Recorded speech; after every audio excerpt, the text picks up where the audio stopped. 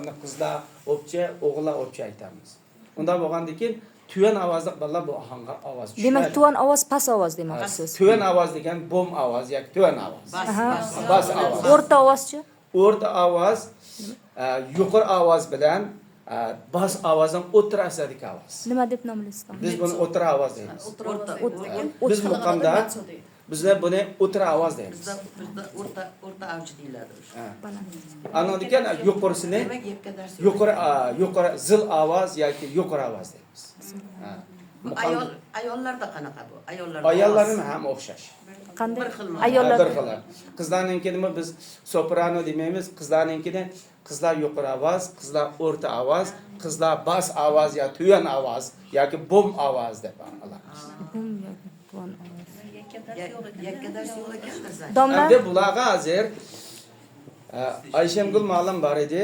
Biz iltimos qilib bir 4 yil ilgari bu bolalarga biz ovoz ilmi, ovozni tarbiyalaydigan darsni ayrim muqam ijrochilik darsini bir odamga bir o'qituvchi o'tadigan mana shaklda qilgan. Mush bolalar shu xil o'tish shaklimizda bo'ldi. Bugun sizlarga keladi, ham bizning bolalarning hammasi sizlar bilan paranglashib deb hammasidan biraqlaydi. domla bitta savolim bor. Ayol ovozlar bo'yicha. Mana shu hozir aytayotgan ayollarni past ovozi, tuvan ovoz yoki bum ovoz, o'rta ovozi, o'tira ovoz dedingiz, domla? Bu mezzo sopranoga to'g'ri keladimi? Keyin baland ovozi, zil ovoz yoki yuqori ovoz dedingiz, domla? Bu ovozi shakliga, tusiga qarab tavsiflanadimi yoki bu ashula ijro etish registriga asoslanib aytiladimi bu ovoz?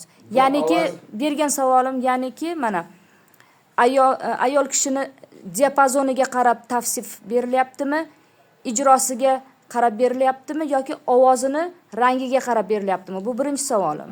Ikkinchi savolim, bitta ijrochida 3 ta ovoz mujassam bo'lishi mumkinmi yoki yo'qmi? Ya'ni bitta ijrochi mashqlar davomida ovoz mashqlar bilan shakllanadi, ovozga ko'ra.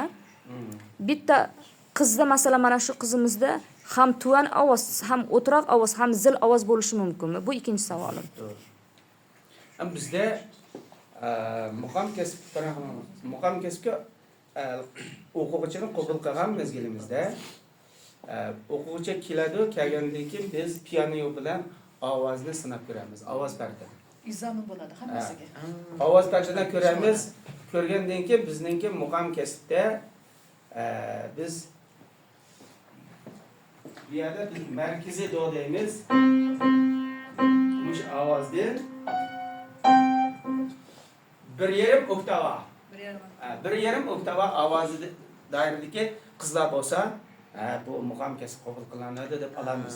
Ammo o'rta ovoz, bas ovoz bo'lsa, muqamga ovoz tushmaydi deb oladik. Bizning qoidamiz shunda. Demak, diapazonga. O'g'illarninkini ham shunda qilamiz. Oldindan uning ovozini sinab qilamiz. Biz degan o'lchamga kelsa, biz uni qabul qilamiz. Bo'lmasa siz bizning muqam qabul qilma Diapazoni to'g'ri kelmaysiz deb qabul qilamiz. Hamda alohida o'quvchilar bor.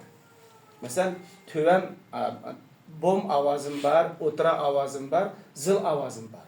Bunda baloz vakil biz seni qabul qilamiz deb birinchi bo'lib ularni olamiz. Ammo bizga tuyan ovoz, bom ovozni kerak qilmaymiz.